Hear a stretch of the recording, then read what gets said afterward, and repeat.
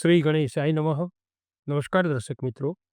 મંગળ વક્રીથી માર્ગી બનીને તમારી શુક્રની અધિપત્યવાળી તુલા રાશિને કેવું ફળ આપનારા થશે?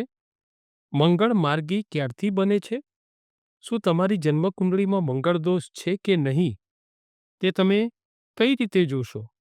તેમજ મંગળ દોષનું નિવારણ કરવા માટે તમે શું કરશો? તેના ઉપાય કયા છે? તમે કયો મંત્ર જાપ મંગળનો કરશો અને કેટલી સંખ્યામાં મંત્ર જાપ કરવાના, તે વિશેની માહિતી આપણે જોઈશું. તુલા રાશિ, અક્ષર રથ. તો મંગળ માર્ગી બને છે 24 ફેબ્રુઆરી 2025 સોમવારે બપોરે 1:44 મંગળ વક્રીમાંથી માર્ગી બને છે. તમારી શુક્રની અધિપત્યવાળી તુલા રાશિ માટે મંગળ તમારી રાશિથી 9મા ભાગ્ય ભાવ પર તમારા ભાગ્યનું પરિવર્તન કરાવે, સ્થાવર મિલકતમાં ફાયદો કરાવે, સ્થળાંતર પણ કરાવે, લગ્ન જેના બાકી હોય, લગ્ન વિષય ચિંતા હોય એ હળવી કરાવે. અહીંયા તમારા જીવનસાથીનો સાથ સહકાર, એમનો સ્નેહ તમને મળી રહે. મિલકત વિષય કાર્યમાં સરળતા અનુભવો. તમારી તુલા રાશિ એ જડ સ્વભાવ છે, વાયુ તત્વની રાશિ છે અને મંગળ એ અગ્નિ તત્વના છે. અહીંયા તમારી કુંડલીમાં મંગળ, જો જન્મકુંડલીમાં મંગળ શુભ હશે તો આ સમય તમારા માટે ખૂબ ઉત્તમ બની રહેશે. કેમ કે 9મું ભાગ્યસ્થાન એ તમને મંગળ શુભ ફળ આપનારા બનશે.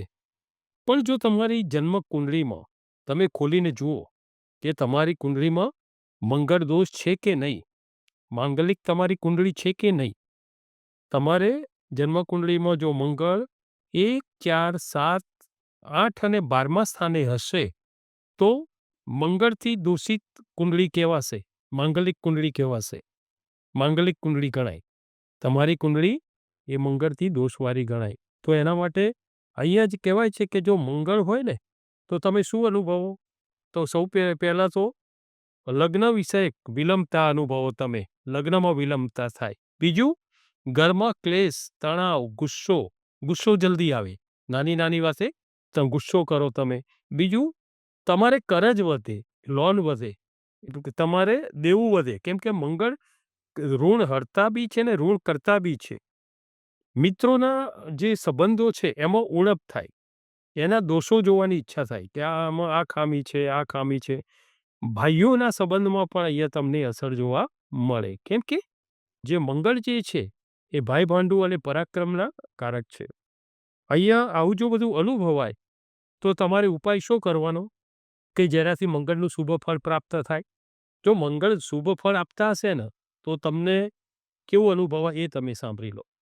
મંગળની જો પોઝિટિવિટી હોય તો સારું ફળ હોય ને તો તમને કેવું લાગે કે તમને કોઈ પણ વસ્તુમાં કોન્ફિડન્સ તમારો વધે, સ્ફૂર્તિ રહે, આળસ વગર સ્ફૂર્તિથી તમારો વિલ પાવર એ વધારે, ઉર્જા વધારે.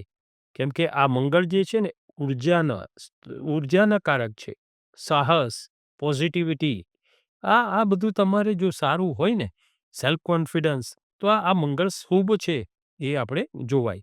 પણ આ મેં કીધું ને કે જો મંગળ અશુભ ફળ આપતા હોય તો શું થાય? તો આ બધી વસ્તુ મેં કીધી એ તમે જોઈ શકો. તો મંગળ દોષનું નિવારણ શું કરવાનું? તમારે સૌપ્રથમ તો મંગળ શાંતિ યજ્ઞ કરાવવો જોઈએ. મંગળના દોષના નિવારણ માટે એનો યજ્ઞ કરાવવો જોઈએ. બીજું, મંગળની પ્રિય વસ્તુ લાલ કલર છે, એમનો પ્રિય કલર છે લાલ. તો લાલ કલરનું તમે દાન કરો તો બી ચાલે. લાલ કલરનું વસ્ત્ર, લાલ કલરનો મીઠાઈ, આનું તમે દાન કરો અને કોઈ પણ દાન સાથે તમારે દક્ષિણા પણ આપવી જોઈએ, તો જ દાન સફળ થતું હોય છે. ત્રીજું કીધું કે તપ કરવું જોઈએ. તપ એટલે મંગળવારે ઉપવાસ કરવા, વ્રત રાખવું. બીજું, એમાં એવું કહેવાય છે કે મીઠું ન ખાવું બીજી વખતે, લવણ બીજી વખતે મીઠું ન ખાવું જોઈએ. બીજું એવું કીધું કે હનુમાનજીના મંદિરે દર્શન કરવા જવું, સવાર સાંજ હનુમાન ચાલીસાના પાઠ કરવા. પહેલાંના વડીલો છે ને મંગળવારે લાપસી બનાવતા હતા, તો તમારો યોગ બને ને લાપસી બનાવીને ઘરમાં, તો ગાયને લાપસી બનાવીને ગાયને ખવડાવવી જોઈએ. અને એવું જો શક્ય ના હોય તો અથવા તો એને બદલે રોટલી અથવા ભાખરીમાં ગોળ મૂકી અને ગાયને ખવડાવવો જોઈએ. મંગળવારે માટી ન ખોદવી જોઈએ. જમીન ઉપર ટચકો ના મારવો જોઈએ. કેમ કે મંગળ એ ભૂમિપુત્ર છે. એટલે મંગળવારે જમીન ન ખોદવી જોઈએ. એટલે તો આપણે લગ્નમાં પણ મંડપ મુહૂર્ત કરો ને તો મંગળવારે મંડપ મુહૂર્ત નથી રાખતા. કેમ કે જમીન ખોદવી પડે મંડપ મુહૂર્ત કરવા માટે. બીજું એનો મંત્ર કીધું છે કે ઓમ ક્રામ ક્રીમ ક્રોમ સહ ભૌમાય નમઃ. બીજી વાર બોલું, ઓમ ક્રામ ક્રીમ ક્રોમ સહ ભૌમાય નમઃ. આ મંત્રનો જાપ કરવો જોઈએ અથવા કોઈની પાસે કરાવવો જોઈએ. જાપની સંખ્યા છે 40,000ની. તો આ રીતે આ મંત્ર પણ કરવો જોઈએ. આમ મંગળ દોષનું નિવારણ કરવાથી તમારી કુંડળીમાં મંગળ શુભ ફળ આપનારા થઈ શકે.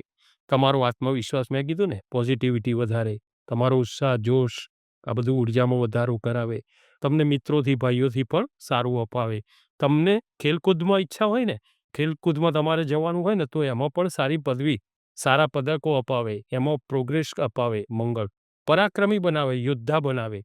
બીજું ખાસ તમારે ખાસ જોવાનું કે તમારી તુલા રાશિમાં તમારો જો દયાભાવવાળો સ્વભાવ હોય અને જો તમે કોઈનું દુઃખ જોઈ ના શકતા હોય તો તમારી કુંડળી ખોલીને જોવાનું કે તમારી કુંડળીમાં મંગળ 1, 6, 11 કે 12મા સ્થાને છે કે નહીં. જો 1, 6, 11 ને 12 સ્થાને મંગળ હોય તો કોઈને તમારે લાગણીથી પણ કોઈ લેવડ દેવડ કરવી નહીં. ઉછીનું કોઈ લેવડ દેવડ ન કરવી. કેમ કે તમે જે દયાભાવથી ઋણ આપશો કોઈને એ તમને પાછું મળવાનું નથી. કેમ કે આવા યોગો બની જાય છે. તમારું આપેલું ઋણ તમને પાછું મળતું નથી. સામેલાને આપવું હોય ને તો પણ યોગ એવા બને છે કે તે પાછું આપી શકતા નથી. તો આ તમારી તુલા રાશિ માટે વક્રી મંગળ જે માર્ગી બને છે, આ ભૂમિપુત્ર મંગળનું ફળકથન કહ્યું, જે માર્ગી બનીને તમારી તુલા રાશિને કેવું ફળ આપશે એ વિશેની માહિતી આપણે અને એના ઉપાય અને એના મંત્ર અને મંત્ર સંખ્યા પણ આપણે આ બધી માહિતી જાણી. નમો નારાયણ.